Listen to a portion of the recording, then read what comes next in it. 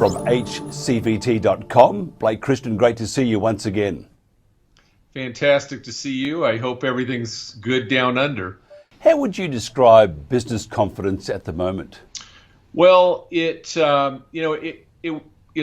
plummeted obviously with the onset of COVID in March of 2020, and then it came back pretty good, once the vaccines got rolled out, and then it dropped pretty severely after we started having all these breakthrough cases and things. But it's kind of come up a bit more recently. It's so you kind of have this divide. You have like 17% of the people feel that their personal finances will are improving or will improve, and then you've got about 11% of the people thinking that the sky is falling, and then the rest of the people are just kind of middle of the road, thinking everything's okay. So it's not, I wouldn't say that the sentiment over here in the U.S. is negative, but it's certainly down from its high. The Fed seems unconcerned about longer-term inflation trends, but has signalled it may alter monetary policy soon. Should it be doing more? Well, yeah, I mean, it's been frustrating that the administration and the Fed have been saying for the last 6 months, oh no, inflation's under control. Yeah, there's a little bit of rise, but it's temporary. And now they've finally now they're coming clean and saying, yeah, prices are higher and they're going to stay higher. And the president's telling everybody that meat products are going to be going up, and so the reality is it's the 12-month trend is like 5.3. The Feds are have it lowballed at 4%.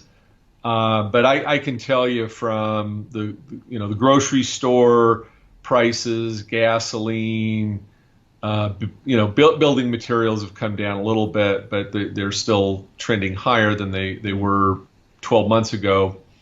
Things are more expensive, and I mean and the way we're devaluing the dollar, it's not going to be good. Supply chains seem to be a bit of a headache around the world. In Australia, England with fuel, Australia with supply of goodies and stuff, food. In fact, but they're saying that Christmas could be quite bleak because of the manpower not being there and the number of strikes. Unions pushing for a greater probably benefits for driving a truck, and they do a good job. Then you have it throughout Europe. You've got the problems there with supply.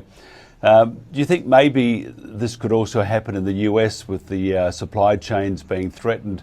I mean, especially with goods from China, and then you got problems with your with fuel. It's just going up more and more and more and more. What do you think there's going to be? What do you think are the greatest risk then to the economy? Yeah, I mean, and I think a lot of this is self-inflicted. There are, I don't know, 60, 70 cargo ships off the ports of Long Beach and Los Angeles, which is the largest combined port complex in North America, and huge amounts of throughput through that port. And the reports I'm reading is because they're actually closing the ports for hours at a time, and they say they don't have enough employees. Well, I can tell you, because I worked right outside the port there for most of my career. Most of those employees, and they're hardworking employees, and they provide an excellent service, but they're virtually all of them, of the line employees are, non-college educated. They make, a small fortune. I mean, probably the average comp in the port is about $90,000. Some of the crane operators make as much as $300,000 with no college education. So you cannot tell me that there are not people waiting in line to get those jobs. And it's the unions either not hiring them or they're sandbagging for some reason. And I don't know what it is, but there's something that we're not being told. It's not a labor shortage. Interesting though, isn't it? Because in Australia, I think their average wage is about $3,500–4,000 a week. They work 200 days a year, all sorts of other benefits. So it's a pretty nice job. But to be hitting for greater benefits in the current climate seems to be a little bit odd, unless there is something else at play.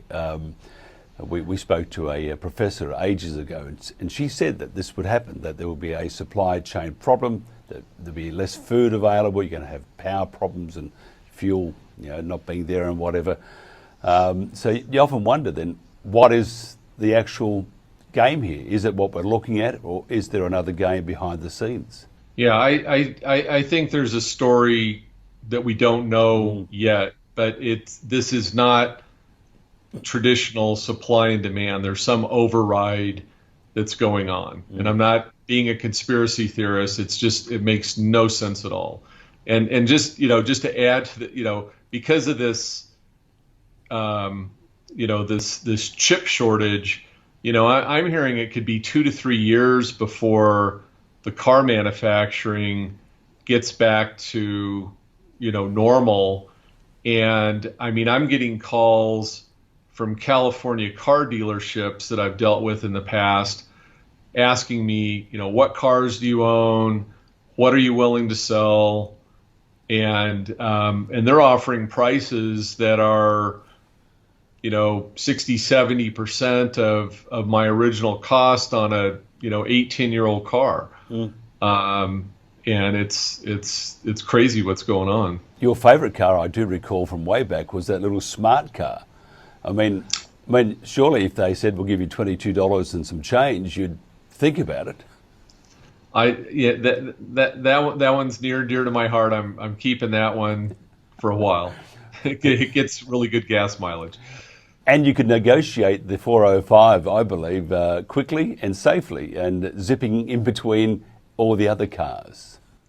The bet, and part of the reason I bought that is the parking. I can always find a parking spot. In Southern California, it's really hard to find a good parking spot, but I can park sideways, and most of the time I won't get a ticket for that. Europe, they allow it.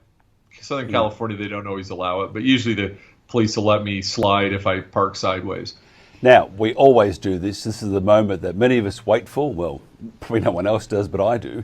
The Blakeometer. We're going to do a bit of international travelling this time, and also domestic. Now, out of 10, first of all, we'll do your president.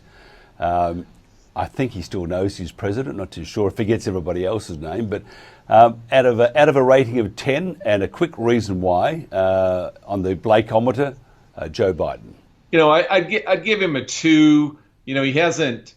It's mainly just kind of they're cleaning up after him right now with Afghanistan, and they've been having Senate hearings, and so we basically heard that virtually all of his advisors, military advisors, told him don't pull out the troops, and so he's been caught in a pretty big lie there. I'd give him a 2 only because he hasn't done that much damage this week, but he's certainly been outed for not exactly telling the truth.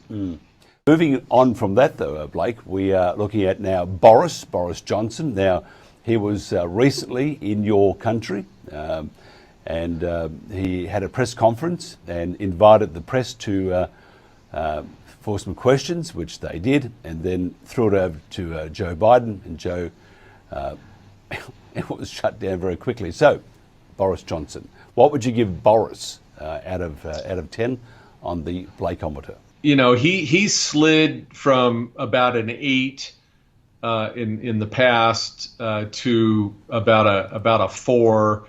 He's, I don't know who's paying him off or what, but I don't know if maybe COVID's, attacks the brain cells more than I thought, but he's not the tough leader that he used to be, and he just seems to have caved in to the groupthink of a lot of other world leaders. So I've lost respect for him. And finally, the country where none of us move our lips and we sound funny, Australia. You've watched a lot on the news about come to Australia, make sure you bring your own shackles. Well, out of 10 on the Blakeometer. And now this may create an international incident, but let's just try and see how far we can go with this.